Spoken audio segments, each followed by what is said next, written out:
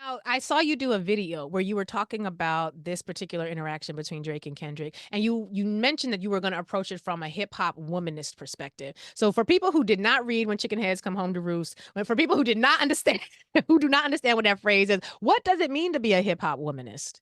Yeah, so Joan Morgan actually calls herself a hip hop feminist. And for me, I came into womanism from a theological perspective. I may have talked about that a little bit before the last time we spoke. That womanism ultimately is this language that Alice Walker coined, centering Black women's, both socio-political and spiritual religious movement making. It's, a Mm, tool, and it's a way that we, get to exist in our fullness. And because I came from this theological perspective and from the spiritual religious perspective, that's how I came to womanism as my own personal naming, not necessarily identifying as a feminist because of the tension with the language of feminism and its relationship with specifically white feminism. mm, Identifying as a womanist felt very important to me. But while coming into that naming, I was really realizing that I was simultaneously raised both by the church and by hip hop. So it felt impossible for me to leave hip hop as a sacred text out of, the way that I identify, the way that I communicate. I talk in Jay-Z lyrics as much as I talk in scripture, as much as I talk, mm. parables, right? And so to leave that naming out, felt important for me to say, no, I'm identifying as a womanist, but specifically as a hip hop womanist. I love that. I love that. And so what does a hip hop woman is? What thoughts do you bring to how this all played out? We had a conversation earlier with one of our callers whose name was Aubrey. And I just, we weren't even talking about the beat, but I was like, so, what's life been like for you the past couple of weeks with a name like Aubrey? He was like, sis, I'm dark skinned. It's like, it's not even, I mean, like, which I'm still laughing about. He's like, it's not even a thing. Like, that's not even my energy. And so what energetics and what understanding did you bring to what was happening when we first heard these salvos, these shots fired? How did you first approach it? Yeah, well, when I first heard it, I was just like, there was some excitement at first. I'm FaceTiming the group chat, which is mostly all on the West Coast. And it's like 7 o'clock in the morning. I'm like, N words, wake up now. We need to talk about this. And then the more it was evolving and the more I sat with what was happening, I really started to center Black women. I really started to center women and children in the experience, which is what hip hop womanism wants us to do. Womanism wants us to center Black women and to ask the questions, what's happening with or to or for the Black women in this experience.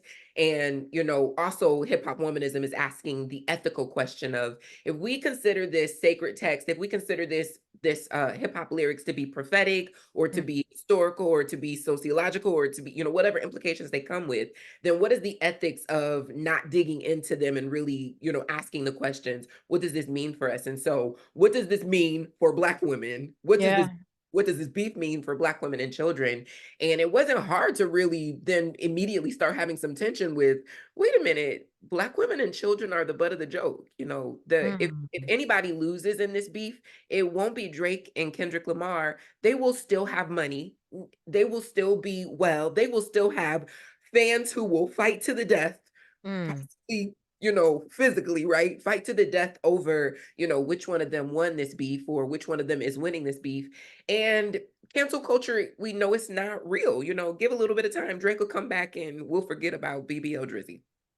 I don't know that that's gonna happen. That part, I agree. Everything you said, Ebony Janice, I agreed with. But I've heard BBL Drizzy. I've heard it in a soca beat. I've heard it in a bachata beat. I've heard it in a I variety. know, but that's in this moment though. Look at every other particular, entertainer, every other there has been someone trying to vindicate them. And with a little bit of time, we all go back to business as usual. And that's I'm not saying that I believe in cancel culture or the idea of it, that I want people to be canceled, because I do believe that there is the possibility for all people to change, but to Mm, actually be held accountable for what is happening, in the culture, what is happening with the potential victims. If even a percentage of what Kendrick said about Drake is true, if even mm. a percentage of what Drake said about Kendrick is true, to actually be held accountable in this culture, they will be okay. Give it a little bit of time. All right.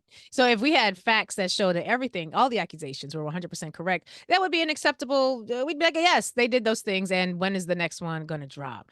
So that's the conversation I want to have. As much as I also want to have the conversation about what this means in the broader context of culture vultures, Mhm. and people who are culture adjacent and who profit and never contribute, and then wonder why the people who are seen as more authentic are often just respected in different ways and have entry to a level of reverence that they simply don't have. So, but let's start with this conversation about the women and children being the butt of the joke, because quite frankly, that was one of my concerns. That was Yeah. one of as bad as the music was. Like when that first one, I mean, girl, when they first came out, I was like, oh my God. It just hit. It hit so hard. And I did the thing that I have been trained to do. I mean, I'm in my 40s. I did the thing that I have been trained to do, which is even when I hear women and children or the most vulnerable parts of our community being disrespected, I I'm that's always what's happened. I've been doing Yeah. that. I've been able to enjoy music that disrespected women since I was, first sneaking around listening to Too Short, Oh, you bleeding, you know what I mean? Like I could still tell you every single one of them lyrics right now. It's a completely disrespectful anti-woman song, but I was able to overlook all that because the beat was fire and the lyrics were fire. Um, in the Too Short kind of way. So I might debate that. And so this idea that we have embrace a body of music or a culture or a form of cultural expression that also sort of accepts our marginalization within it, and we also promote it and can still enjoy it, that to me says a lot, even as much as it's not saying much at all. yeah, we're deeply socialized. I don't care what you think about this. This is a fact. We are Mm, so deeply socialized into the normalization of violence, yeah. particularly violence against women, particularly violence against Black women. Mm, And so of course children then are a part of that conversation. You can think about this lyric. Trying to strike a chord and it's probably a minor. Okay, so mm, this song is really basically saying that this man, is a pedophile. yeah. And whether or not that's true, let's just talk about the idea of writing a song about a child, about a person who has possibly harmed children or who possibly has, intimate relationships or desire or affinity towards children. And we are dancing to it. We are Mm, playing it in our cars. It is normal. There's nothing that's a little cringy about it. Now, the doubleness of it, to acknowledge my own complicity in that, right? Is that they not like us is a bop. yes. It just it just really is. And so that also proves, as someone calling themselves a hip hop womanist, and as someone who wants us to at the very least have some conversations about how much we have normalized a violence, rape culture, Mm, society that is harmful to women and children, particularly Black women and children, right? Is to prove how much we are deeply socialized into it because we do participate. You brought up Joan Morgan, when Chicken Heads Come Home to Roost. When Chicken Heads Come Home to Roost, written by Joan Morgan, that came out, in the 90s, mm, that's basically what the whole book is about. It's yeah. about what does it look like, particularly for us as Black women who love Black men, who have largely, called themselves the architects of this culture as if they created it without us, right? You Mm, know, for Black women who love Black women, she says, I always knew that my feminism would be different from white women because white women don't call their men brother. And so that's a part of our socialization. wow. We're in relationship intimately, deeply intimately with the people who are rapping on these tracks. We're in relationship Mm, deeply and intimately with the people who are celebrating these tracks. We're in intimate relationship with the people who made the beats for these tracks, right? And so there's a way in which that even though our socialization is to enjoy it, that we try to trouble it a little bit, but those who have called themselves again the architects or in charge of this culture haven't given us any space to really nuance it. And so I just think at the very least it's important for us to take a moment to say that's cringy. How much do we want to celebrate this? That's mm, cringy. How much do we want to, continue to perpetuate this kind of ideology? Especially because, and I'll stop running off at the mouth, but especially because at what is the ethics of the fact that you as the artist never said anything about this violent thing that happened until the beef happened, right? oh, How can we, I'm saying the ethics because what is your responsibility in the culture, to the culture, in the culture? What is your responsibility as a mm. human being? What is your responsibility as a father, a brother, a son, right? To say this is harmful and you shouldn't be here. And I'm not going to wait until the beef boils over to say that.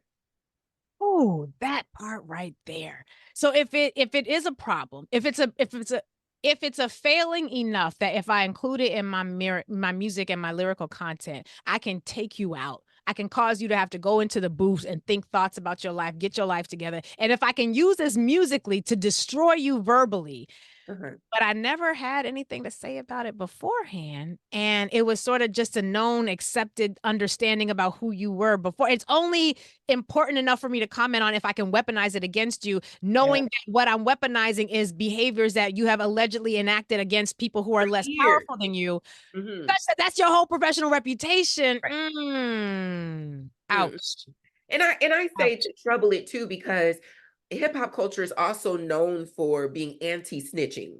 So Also I that.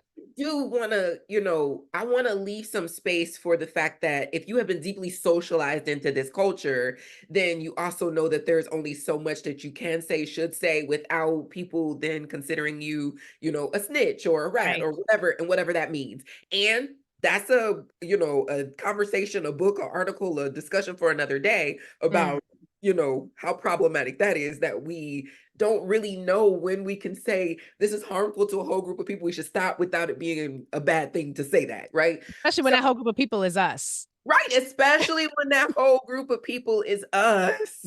Mm. That's the And part. again, acknowledging the fact that Black women also, myself included, are deeply a part of that culture. And at the very least, we should be having some conversations about what we want to do, what we want to say about it. That's important. That is so important. And you mentioned something earlier where, in addition to it, our acknowledgement that it's a bop, it's also taken on some cultural significance. Like they not like us has now become a. I've used the phrase. I've dropped the phrase in my discuss. We have not, as I say, we have not discussed the beef, but I've been using the phrase to talk about how we built different. And I Yeah. know the kids say we built different, and that's a thing, but like they not like us, and it's become this cultural way of saying we are authentic, we Mhm. are true, we are over here, we're in Wakanda. You over there, you doing something else, but you can't sit with us. Something about you is different from us. And that is something that, because it was first used as against Drake, who is a part of the Pan-African diaspora. Y'all can call it what you want, but he is a part of that diaspora. And it's used in that way. So it's not just something that we can weaponize as against or people who are not a part of us, but it's also something we can use when people who are a part of the village, who are part of the community, are acting in ways that are contrary to us, even if that's not quite the tone that Kendrick was using when he used that language and that particular those allegations. It is now something that we all have embraced as sort of a way of saying, you're not one of us. You not. Yeah. Thank you for saying that because I didn't know if the conversation would go here, but I do want to talk about the diaspora for a second. Mm, The first thing that I thought about, not like us. One of the things that I think about is Nipsey Hussle actually has this song, you ain't put an actress on the floor. You ain't never front line award. You ain't never headline a tour. You ain't did none of this. And I mm, feel like a lot of what Nipsey was also saying, even though he's being braggadocious in the way that hip hop is, he's also talking about this idea of like, we have actually put in the work. We have contributed in such a way that proves, it affirms, it authorizes us. And so Kendrick saying they not like us is also talking about authority. Like, who authorized you to be in this space? And he runs down a list in the beef of who authorized you and whether or not they should have done that, right? Where he mm. calls out, 2 Chains, who I love, where he calls out 21 Savage, where he talks about Migos, where he talks about, what you do when you run to Atlanta, right? And so these people have That was authorized a you whole that part right there deserved its own chapter and verse. By own chapter because it really is about who authorized you. These people have authorized you. These people who we do deem to be credible in this culture have authorized you. And we need to ask some questions about whether or not they should have authorized you in the first place. mm, And he's saying that because he said 2 Chains, but he lied, right? And I don't necessarily know that he's trying to beef with 2 Chains, but I think he's saying, like, no, you are not credible. And this is the right. reason why I want to talk about the diaspora, because yes, Drake is a part of this culture. He has absolutely contributed in, so many ways. And I think that's important. And I think the conversation that has gotten caught up on, like, whether or not Drake is Black or, even the conversation on colorism and, his privilege and whether or not he's faking, I think, we could even leave that outside of the conversation a little bit because most rappers are not being 1000% authentic Mm, about their lived experience, right? But one issue that I have is that that is the center of the discussion, and not anybody nuancing the fact that Kendrick Lamar may actually be talking about the Black American experience. That hip hop is it very, central and given birth through this Black American experience. And so that isn't to say that other cultures, other people across the diaspora are not allowed to contribute. Of course, hip Right. hop is Black, decidedly Black intentionally, but that African Americans don't have their own culture, that they should have the right to have some say so over, to that they should have the right to be the ones who are authorizing and or gatekeeping. I Mm. think I think that also a part of the issue for me with this whole conversation is that people in the diaspora, and me, my work, and you can look at my track record, my work is deeply around diasporic healing. I hate the diaspora being on social media arguing in the colonizer's language. Like we be Right. Ooh, arguing with each other in English. That's wild to me. So this isn't me trying to girl. say no one else across the diaspora is allowed to contribute to hip hop.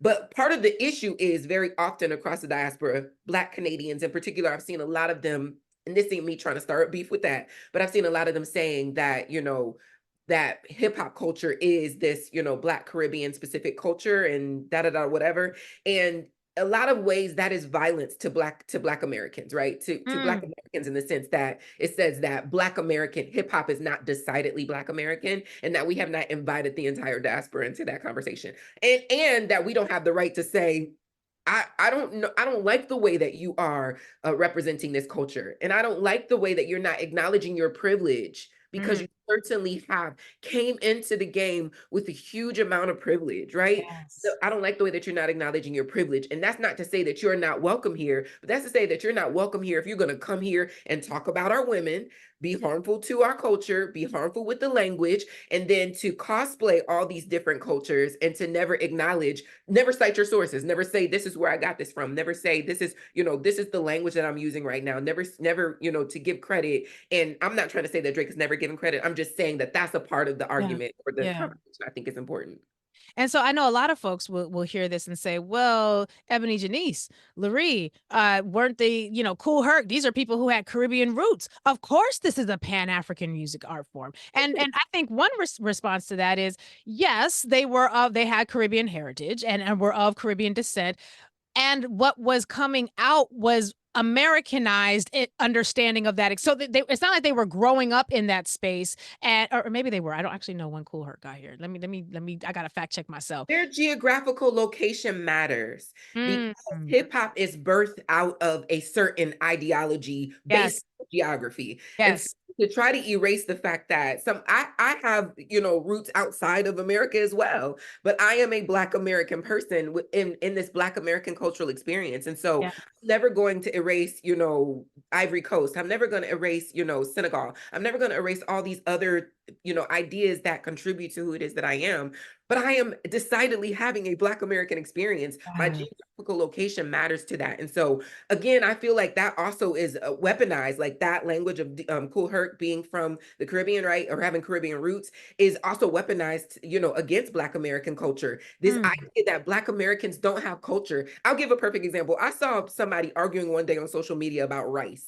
That, West Africans understand this, that Caribbean people understand this, that Black Americans don't understand rice as a major. Do you understand that rice would not be on this continent if it wasn't for Black women that braided it into their hair? my That's gosh, not a metaphor for something. Rice would not be here. So the ways that, like we don't have cultural foods, like we don't have, like jambalaya isn't a thing, like like mm, gumbo is a thing, like we don't have cultural staples, and that often is an argument that's weaponized against Black Americans to try to take away from this idea that all we are is American, and mm, or what happened in, as a result of chattel slavery here on this continent erased our capacity to create culture, when clearly we sitting right here talking in this language, using this vernacular, even our body language. Black girl air snatches, right? This is decidedly Black American behavior, and the ways that that gets erased so often feels very violent to me. Again, I'm not suggesting that there isn't some other cultural contribution that has helped to evolve the culture, but the geography of where hip hop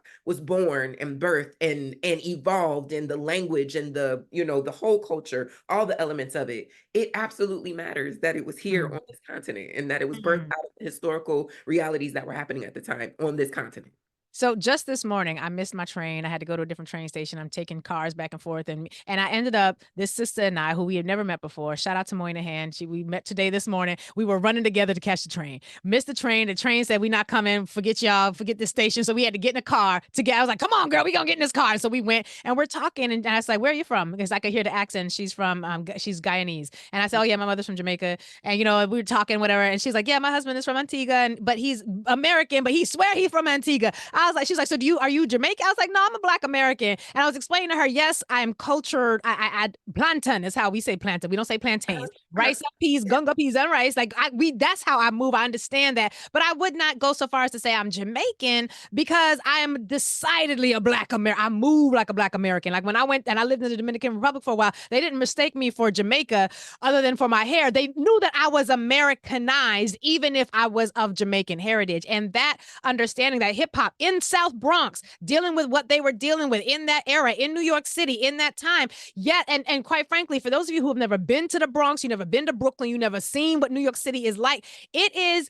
I've said this before. We've got more of a Pan-African presence in Brooklyn than we do anywhere else on the planet outside of the continent of Africa and the nation of Brazil. I mean, outside of that, like it's all in Brooklyn. So yes, you have this confluence of people from all over the diaspora who, quite frankly, once we hear yeah, we here. And it is an Americanized understanding of that gives birth to hip hop. And so this idea that the Black Americans don't have culture, one, I think is absolutely ludicrous because it says to me we don't understand history and we don't understand geography because the Africans who were dropped off in Jamaica were just dropped off a couple of weeks earlier than the ones who were dropped off in South Carolina. And the enslavement that we endured here is no different than, well, sometimes, it was even more brutal depending on which island you were in. We are all a part of a colonized experience. When I would go to the Parkway for the West Indian Day Parade in Brooklyn, the first time I remember thinking about these things and looking at all the people waving their flags. I had my little Jamaican flag and my friends had their little flags and whatnot. And then I saw somebody with an American flag. EbonyJanice, I got disgusted. I was like, how you gonna bring that American flag? This is the West Indian Day Parade. But then I realized, wait a minute. We weren't waving the Jamaican flag prior to the 1500s. We Mhm. weren't waving Haitian massive flags prior to enslavement and colonization. Every single one of these flags we fly, maybe with the exception of Haiti, are flags that were created by our colonizing entities. And so we're all waving the flag, jump up, bump, and we doing the whole thing. But we often talk about Black Americans as if we don't have culture. But if that's true for us, then none of us do, because there's nothing different about our experience and y'all's, except y'all's colonizer. Maybe they left the island, but let's not act like the Queen is not still controlling things in the Commonwealth. Okay, that's all I'm saying. Does that make sense, EbonyJanice? No, that's a major part of it is that Black Americans had to create culture, and still surrounded by our colonizer, Right. like we didn't have a separation. And so it feels some of what feels deeply Jamaican or Haitian or Dominican, right? Is because it feels so thick. It feels much richer because your colonizer wasn't there. So it feels more vibrant and may even feel more deeply connected to Africa than what Black Americans have experienced, which is not actually the case either, though, because there's so many linguists. I'm not using proper language, but people who study language who have Oh, you was talked right, about. linguists. Okay, Yep, that thank was you, thank you, thank you, thank you. Who have studied, Black language, who've studied African American vernacular English, who have proven the direct connection and relationships with Igbo, with Yoruba, with yeah, African languages, that the way that we talk as Black Americans, which the world uses that language, uses that dialect, right, on a daily basis in major mass marketing campaigns and across the globe. But because it doesn't feel as distinct as maybe someone else's does, then yeah. it gives this argument that Black Americans don't have culture. We have all of the tenets, all the aspects, all the things required to be considered culture. We have all of those things, and I think it's very profound, that we have all of those things because our colonizers were sitting next door trying to get us to not have those things. And so Mm. again, none of that is to. I'm deeply invested in this idea of diasporic healing because, but it feels important to say that we have to acknowledge the ways that we've been complicit. Because certainly Black Americans, we've been complicit with harming other people's cultures and Yes. going into spaces and not acknowledging our own privileges and being there, particularly as Americans with this American passport, right? And Yeah. and simultaneously, in order for us to do that healing, we just got to start being honest about the fact that yes, we've tried to erase certain spaces and certain people, and in reverse, there are certain people who've also tried to erase us. And the kicker is we're all doing it in English. So Mm. we're all doing it in English. All So doing it in English. yeah, Well, there's that. Somebody once asked me if I thought English was the mark of the beast. And I was like, here that's a we are. question. That's a question. Something we should think about. EbonyJanice, this is why I wanted to have this conversation in the way that we're having it. Because I didn't want to just sort of sit in the whose lyrics were better, Kendrick. I didn't want to just sort of sit in the space like trying to figure out which beat was better, Kendrick. But I wanted to really think about the underlying meaning here and your approach to this from a hip hop womanist perspective, and looking at this notion that it is okay to violate Black women and children, and the only time I'm going to speak on it is when I can weaponize it against you and make you look bad in a beef. Otherwise, it will go unmentioned. And this is not a shot at Kendrick. This is a shot at this notion, this cultural rhythm, this current within our culture that normalizes that, which is the same current that says that pedophile can also, come to Thanksgiving. Which a lot of you have been sitting next to your abusers for many years at the dinner table, and we normalize that as well. But I appreciate this, particularly that we did get into the diaspora conversation about it, because I would never go to Ghana and embrace one of the musical or any of the musical attributes there, and never give credit, never give, not give back, and I would never do it in a way that allows me to sort of raise myself up by promoting the worst stereotypes of that group and never say nothing about the social issues that they're facing. Never Yeah. say nothing. So that, I think, it really does elevate this discourse for me, elevates the demands that we now put on people who are going to get a passport into visiting our elements of the culture. You can sit here, but you got to sit right. You got to be in the space well. Otherwise, they not like us, is what you call me here. I just want people to cite their sources. That feels very important to me. Yeah. I talked about authority and what Kendrick is pointing out about, who's authorizing you, who gave you permission to be here, taking up space. And citing your sources really is just thinking about intellectual lineage, which is language that I got from a Muslim girlfriend of mine, Mona Haidar. It's thinking about intellectual lineage. Where did this come from? You don't get to just show up and magically pretend like this never existed before you, and to be able to say, this is where this came from. This is how I arrived here. Other people, we often say no one's talking about this. People are talking about it. You're not the first person to have this thought. So to do the basic work of figuring out how did we arrive here feels important. And then of course, my closing just on the topic of like centering the women, centering Black women. People always try to like go to the cool hurt piece, but nobody talks about that it was Cindy Campbell that threw the party in Come the on. first place. Come on. So if you want to, I'm always going to go back to centering the Black women. If we want to really nuance the Yes. situation, it was Cool Herc's sister that was having the party. He wouldn't have been playing on the little records and beating on the drum in the first place if it wasn't for a Black woman who organized the whole experience. And so anytime we're talking about anything, if we can go back to like how are Black women and children being impacted by this, it really liberates us all. That's the whole idea of it, that if we can make sure that the Black women and their children are good, then the rest of us will be good. But in a culture Wow. that's deeply socialized around erasing or being problematic towards or being extremely harmful towards Black women and children, especially, again, the Joe Morgan court, I always knew that my feminism would be different than white women because they don't call their men brother, especially for these men we love, especially for these men that we're crazy about, to not be more intentional about showing up for us, about, making sure that, no, you don't get to say those kinds of things, not just when it's time for a beef, not, Right. not just when it's time for a beef, we don't show up and say they not like us. At Mm. all times we show up and say, we don't talk about women like that. We don't Yeah. treat women like that. We don't just glorify women in that way, right? We don't Mm. do that. And if that's what you thought you were coming to hip hop, or that's what you thought you were coming to this space to do, then you certainly not like us and you're not welcome here. Mm. That's why they call her EbonyJanice, because she knows the things, she does the things, she sees the things. How can people follow you? What's the best way for them to connect with you off these airwaves? Yeah, my name really is EbonyJanice, and that's where I am everywhere at EbonyJanice, EbonyJanice. So you can find me with great ease that way.